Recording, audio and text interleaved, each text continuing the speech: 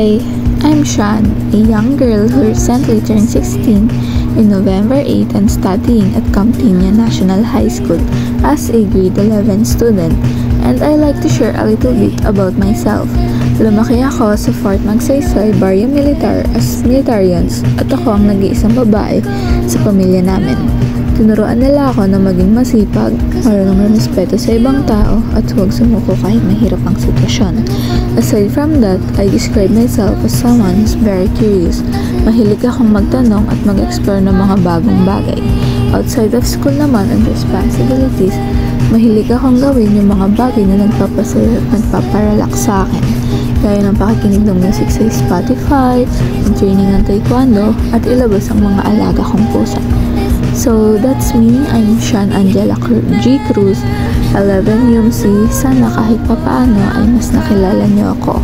Hindi lang sa pangalan ko, kundi sa mga bagay na pinapahalagahan sa buhay.